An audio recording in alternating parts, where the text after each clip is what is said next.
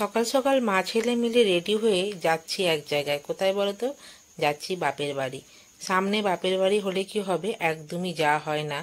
এই ইউটিউব আর ফেসবুকের চক্করে কোনো আত্মীয় স্বজনের বাড়ি যাওয়া হচ্ছে না, কেন সবসময় ভিডিও দিতে হয়। তো আজকে সকালে বাবা মাংস নিয়ে ফোন করেছে যে তুই কিন্তু আজকে আয়। তো অনেক দিন যাওয়া হয়নি। আর আমার বাপের বাড়িটা সামনেই আর কি, শ্বশুর বাড়ি থেকেই। আর এই যে আমাদের বাড়ির সামনে রাস্তাটা, আর আমাদের বাড়ির সামনেই দেখো মেন রাস্তা। তো রাস্তাটা খুব সুন্দর, আর আমাদের বাড়ির সামনে না রাস্তায় দাঁড়ালেই খুব ভালো লাগবে। আর সামনেই রেলওয়ে স্টেশন। তো এই দেখো বর্ধমান স্টেশন, যারা যারা দেখোনি একবার দেখে নাও, এটা বর্ধমান স্টেশন। তো আগে দেখো মোনা যাচ্ছে, আর মোনার দুই বন্ধু, এরা দুই বান্ধবী আর কি। প্রত্যেকে বড়, কিন্তু দেখো তিনজনাই সমান হয়ে গেছে হাইটে। আমাদের মোনা বয়স অনুযায়ী বেশ লম্বা হয়ে যাচ্ছে। এই যে চলে এসেছি ঘর দেখতে। ঘরটা কত দূর অবধি কমপ্লিট হয়েছে, এখন সবে ছাদ ঢালাই হয়ে গেছে। আর এদিকে দেখো প্লাস্টারগুলো হয়নি।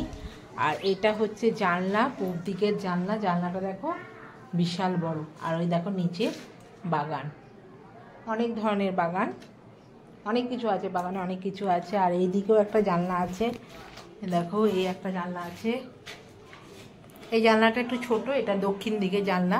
এই ঘরটায় খুব হাওয়া। আর ঘরটা দেখো, এই সবে পাটা খুললো, ঢালাইয়ের পাটা খোলা হয়েছে। আর এই যে এই একটা ঘর আছে, দেখো এই একটা ঘর। এটা একটু ছোট, ওইটা একটু বড় সাইজে। এটাও পূব দিকের জানলা। এই জানলাটাও অনেকটা বড়, বেশ বড়। পূব দিকের জানলা, দারুণ হাওয়া। দেখো এটাও বেশ। আর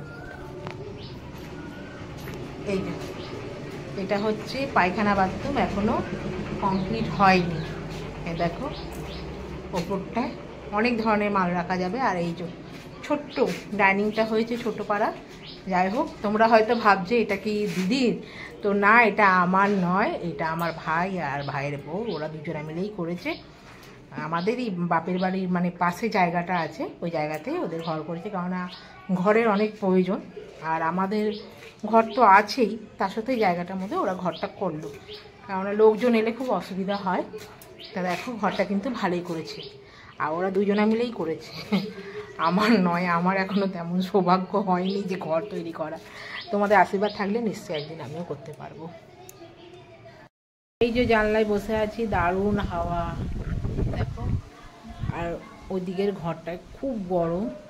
আর এসি থাকলেই বা, এসি তো সবসময় চালানো যায় না দুপুরবেলার দিকে, কিন্তু এই ঘরটায় যা আরাম, প্রকৃতির হাওয়া।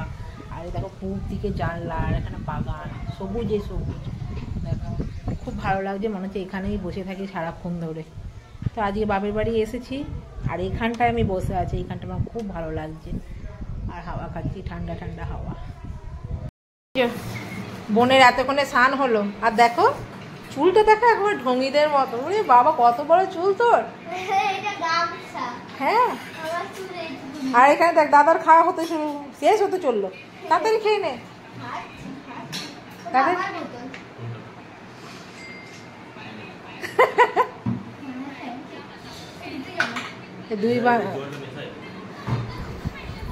এইদিকে দুই ভাই বোনে দেখো, এদিকে শুধু ঝগড়াও করবে, আবার একসঙ্গে বসে খাবে। কেউ কারোর আগে খাওয়া চলবে না।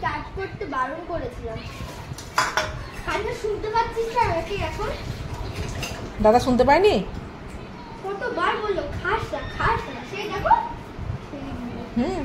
মোনা বড় হয়ে গেছে তো, মোনা নিজে হাতে খেতে শিখে গেছে।